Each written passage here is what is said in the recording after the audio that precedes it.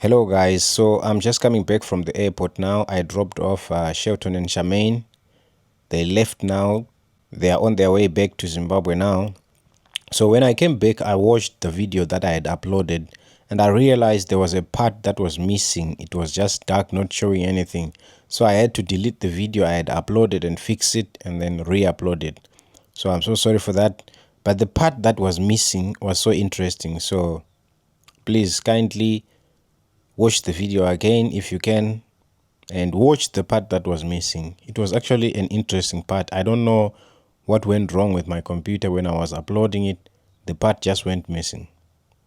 So yeah, thank you so much. Greetings. Here with Mkoma Shelton. Mkoma Shelton, what do you say? Right, Baba, I'm going to say me. Ndinofara kunge ndine mipanapa. Thank you for encouraging me kuti ndivhure page ndiite YouTube. What would you want to say to the people that are going to follow this page? There's a great potential in my brother here that I've seen. Honestly, he's someone who seems to be passionate at sharing. He's a storyteller as well, a very good one. I like that. And I believe that if you just become consistent and share the value with them, definitely, guys, this is the right spot to be. All right. Thank you so much, Mkoma Shelton. Salute, bro. Cheers. So guys, what you are looking at is what my wife prepared for me. I'm going to tell you a story from here. The reason why I showed you that plate of food, that delicious meal, is because I have a story with food. But come with me. Let me take you back to the village. Growing up as a grandma's boy, one day a visitor came to our house. And you know, in the old times when visitors would come to your place, they would be offered a chicken. So a chicken had to be slaughtered for the visitor. So my grandmother prepared the meat and the pap. And so she then put my food and the visitor's food in one plate. She put the pap in one plate and the meat in one plate. So I'm looking at this meat. I'm looking at these pieces of meat and I'm like, the small one must be mine. Because I knew already that the small one is for me. The big pieces are for the visitor. So now, why were they doing that, like a child eating with the visitor? In the old times, people were suspecting each other of food poisoning. So what would happen is that if somebody comes or if somebody visits, they would eat with the child from that household or eat with any family member of that household they had visited. So that's what happened. They told me to eat with the visitor. And I'm looking at these pieces of meat and I'm going like, okay, that small one must be mine because the rest of the pieces were big. So what happened now, the visitor picked up a small piece. And I'm like, no, wait, that is supposed to be my meat. I'm thinking that in my mind. But I said, okay, since it's his choice, he's doing me a favor. Maybe since he's a grown-up, he doesn't like meat anymore. I'm like, let me pick this big meat. In my heart, this conversation is taking place in my heart. Here I come. Even my grandmother noticed that the visitor had picked a small meat. But she kept quiet. Here comes my turn of picking up meat. I went straight to the backbone of a chicken, the big one with eggs inside. I picked it up. It was even bigger than my hand. I picked it up. The next thing I hear, bam, mugoti. My grandma hit me with a cooking stick. She's like, put it back. So my grandmother told the visitor, cut the meat and give the boy small meat. So the visitor did that. And I learned a lesson from there. But I don't know why meat was so respected when we were growing up. You know, the day you eat with meat, or let me start with the day you eat with just vegetables. You had to clap your hands when they bring a dish to you to wash your hands.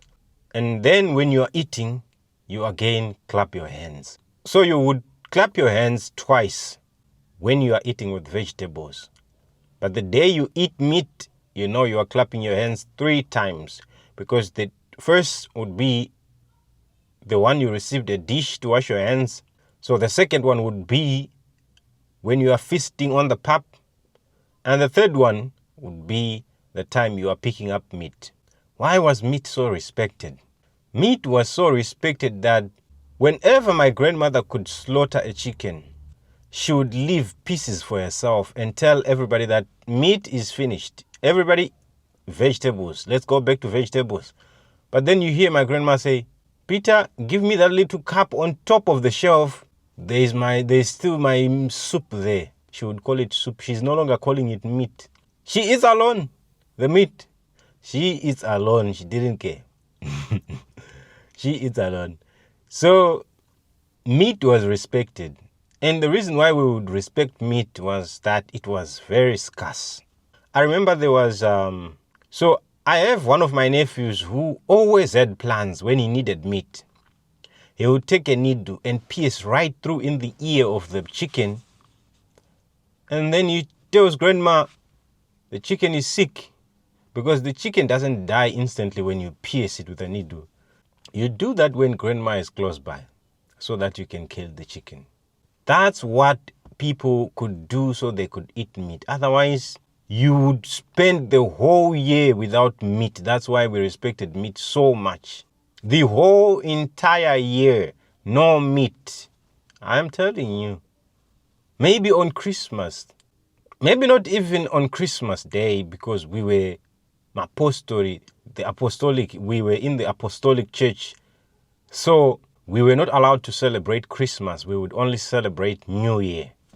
And sometimes the visitor would be offered a chicken and they would say, the guides one day. Meaning, let them multiply, let the chicken go. You know how I hated that. I almost forgot this part. I hated it when a visitor said, regards one day, let them multiply, let the chicken go. As scarce as the meat was, now you come and it's our opportunity to eat meat that day. Now you come and say, regards one day. Visitors need to apologize to us. They offended us so much. Grandma was willing to slaughter a chicken. But you told my grandma not to slaughter a chicken. You said regards one day. Hanzi kutoita netsumo. Saying regards we shiri mazaya na mutu. You guys be serious. But anyway, here I am, doing what I'm supposed to be doing. All the meat you see in there was mine. And I'm not bragging, but I'm actually testifying. So that is my story with my grandmother and food. So that plate of meat you saw had about 6 pieces of meat. I'm actually revenging. What am I revenging again? Okay, I'm revenging the life I lived. Okay? Let me rather say I'm revenging the devil for making me suffer. So I'm eating those pieces of meat that you saw. And I'm not bragging. I'm actually happy that I am able to do that. I grew up without it. Allow me to have it. Thank you, ladies and gentlemen. Let's meet again in the next video. So, before I go, I have to tell you this. I did a few videos with Shelton and Charmaine. And he's going to post one video on his channel. That is a video of my life story with my grandmother, of how my father died, and all those things. You'll hear that story on Shelton's channel. And we did a part where we discussed about God. And then we did a part where we discussed about the earth being flat or the earth being a ball. So yeah, if you are interested in listening to such stories, please subscribe to this channel and also subscribe to Shelton's channel, so that whenever he's going to upload those videos, you will be notified. You will know again that Peter the driver is on. So you can hear my life story. Don't cry when you hear the story. I said don't cry. And I want to thank you guys for your support. I've seen already subscribers are already picking up on my channel. I had nothing, so no subscribers, but you guys are popping up. You guys are subscribing.